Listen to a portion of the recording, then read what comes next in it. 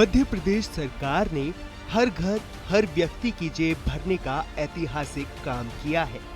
हर महीने जब घरों पर बिजली का बिल आता है तो हर परिवार का एक ही कहना होता है कि इस बार बिल ज्यादा आया है।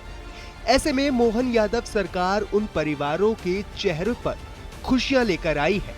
मध्य प्रदेश की बीजेपी सरकार ने इतिहास रचते हुए एक ऐतिहासिक परियोजना को मंजूर करवा लिया है, जिससे अब बिजली का बिल काफी कम हो जाएगा।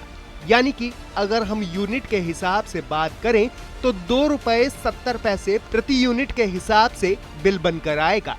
मध्य प्रदेश की मुरैना सोलर प्लस स्टोरेज परियोजना ने 2.70 रुपए प्रति यूनिट का ऐतिहासिक न्यूनतम टैरिफ दर्ज किया है। इसके साथ ही देश की पहली परियोजना भी बन गई है। मुख्यमंत्री डॉक्टर मोहन यादव ने कहा कि प्रधानमंत्री नरेंद्र मोदी के नेतृत्व में भारत स्वच्छ और सस्ती ऊर्जा के क्षेत्र में नई ऊंचाइयों को छू रहा है।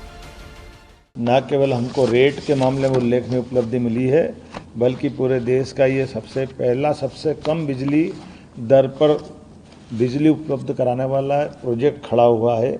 440 मेगावाट का ये प्रोजेक्ट अपनी एक बड़ी उपलब्धि के साथ संपन्न हो रहा है।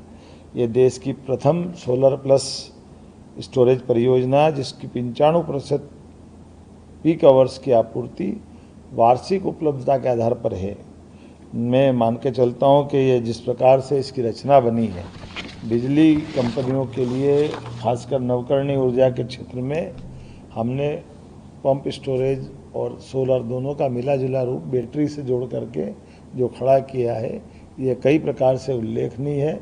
और उससे बढ़कर बात ये कि इसकी नीलामी की प्रक्रिया 9 घंटे चली है और नीलामी की प्रक्रिया में हमने पारदर्शिता का ऐतिहासिक एक अलग प्रकार का प्रदर्शन किया है, जब हम अपने इस प्रयोग के आधार पर देश भर में नंबर 1 के राज्य के रूप में स्थापित हुए हैं।